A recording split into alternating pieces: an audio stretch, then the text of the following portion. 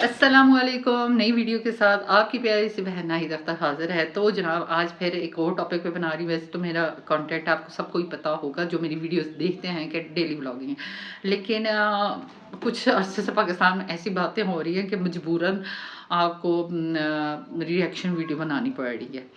تو جیسے آپ سب کو ہی پتہ ہے جو بہت زیادہ آج کل مین ٹاپک پاکستان میں سرکل کر رہا ہے سوشل میڈیا پہ، وہ ریپ کیس آف پنجاب ہے جو بچی کا ہوا ہے۔ اور ریپ کیس کے بعد جس طرح اس کیس کو، چونکہ میں ابھی اس پہ اتنا ڈیٹیل سے بات نہیں کرتی، بہت سے اینکر حضرات اس پہ آلریڈی بات کر رہے ہیں اور حقائق کو سامنے لا رہے ہیں۔ ظاہر میں ایک صحافی نہیں ہوں، ایک عام بندی ہوں جو اتنا ان بارے میں نہیں جانتی، لیکن یہ ہے کہ میں صرف سب سے یہ سوال کرنا چاہتی ہوں، ایک تو عورت محفوظ کہاں ہے؟ جیسے ڈاکٹر ممیتا کا کیس ہوا، وہ ہاسپٹل میں تھی، ان کے ساتھ ہاسپٹل میں ہوا، بہت بری طرح ہوا، اور اب یہ پاکستان میں کالج کے اندر ہوا۔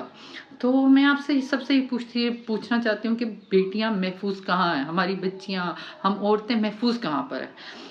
کتنے امید سے پیرنٹس پیسے جمع کرتے ہیں، یہ پیسے لگاتے ہیں اپنے بچوں کو کالج تعلیم حاصل کرنے کے لیے بھیجتے ہیں۔ اب ہوتا ہے پنجاب کالج کا اپنا ایک نام ہے، ایک ایسا ادارہ ہے جہاں پر بچے ایڈمیشن کے لیے کوشش کرتے ہیں کہ کسی نہ کسی طرح ہمارا ایڈمیشن ہو جائے، اور جب ایسے کالجوں میں کتنے امید سے پیرنٹس، آپ سوچ سکتے ہیں اگر آپ میں سے کوئی والدین دیکھ رہے ہوں گے کہ کتنی امید سے ہم اپنے بچوں کو خود سے بھیجتے ہیں کہ وہاں پر کیمرہ لگے ہوئے ہیں، کالج کا ماحول ہے، بچیاں گرلز کیمپس ہے، کو ایجوکیشن بھی نہیں ہے، تو ہماری بچیاں وہاں پر محفوظ ہو گئی۔ اور جب وہاں پر ایسے واقعات ہوتے ہیں تو پھر مجھے یہ پوچھنا ہے کہ والدین کدھر جائیں۔ اور ایک دوسری بات، اب جیسے اس بچی کا نام نہیں لیا جا رہا، اور پولیس یہی کہہ رہی ہے کون ہے بچی، نام بتائیں، وہ سامنے آئے، اور سب یہی کہہ رہے ہیں کہ بچی کی تصویریں نہ شیئر کریں، بچی کا نام نہ لیں۔ میں بھی نہیں چاہتی، مجھے پتہ ہے ہمارے پاکستان میں جو وکٹم ہوتا ہے نا، اسی کو سب چیزوں کے ساتھ، اگر کسی کے ساتھ زیادتی کا کیس آتا ہے، کسی عورت کے ساتھ، کسی بچی کے ساتھ، کسی کے ساتھ بھی، بلیم عورت کو کیا جاتا ہے کہ اس نے اس کو مجبور کیا ہوگا یہ کام کرنے کے لیے۔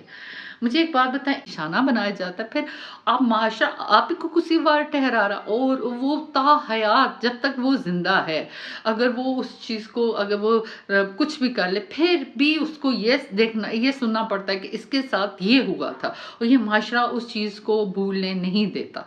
لیکن میں اس معاشرے سے سوال کرنا چاہتی ہوں، ہم اس میں اس بچی کا یا اس عورت کا کیا قصور ہوتا ہے جس کے ساتھ ریپ ہوتا ہے یا جس کے ساتھ زبردستی ہوتی ہے؟ وہ تو خود وکٹم ہوتی ہے۔ ہمارا کام ہے اس کو پکڑیں جس نے یہ کیا ہے، جو ریپسٹ ہے، اس کی ہمت کیسے ہوئی ہماری بہن بیٹیوں کو ہاتھ لگانی، اس کو سزا دلوانے کی ضرورت ہوتی ہے۔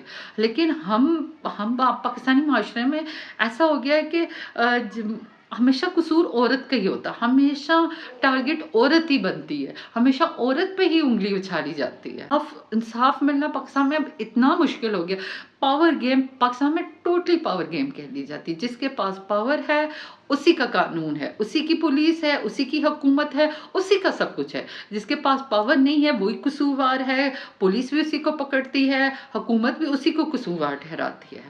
یعنی اگر آپ کے پاس یہاں پر پاور ہے تو آپ پاکستان میں خوش ہیں، ورنہ آپ نہیں خوش ہیں۔ اب اس کالج میں کیا ہوا، کالج چونکہ ہم جانتے ہیں پنجاب گروپ آف کالج کا نام ہے، ایک بڑا ادارہ ہے، اس ادارے کو چلانے والے ہیں، ان کے ٹی وی نیوز چینلز ہیں، تو ظاہر ہے ان کی پاور ہے۔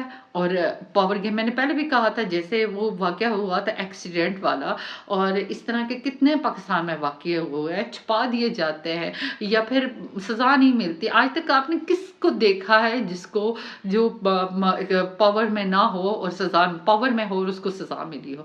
آج تک آپ مجھے ایک کیس اٹھا کے بتا دیں ایسا جس میں کسی کو سزا ملی ہو؟ اور یہ تو اتنا بڑا کیس ہے، اس میں تو پورا کہہ رہے ہیں جی کوئی ہے ہی نہیں ہے جس کا ریپ کیا ہوگا۔ کیا آپ مجھے بتائیں، آپ اس بات کو مان سکتے ہیں کہ سوشل میڈیا کو خبر کو لے کے اسٹوڈنٹ اتنے پروٹیسٹ کر رہے ہیں اور بچیوں کو رومز میں بند کیا جا رہا ہے، کالج کے روم वो बेशरम। उसमें बच्चियों को बंद किया जा रहा है और सब कुछ उनके साथ किया जा रहा है।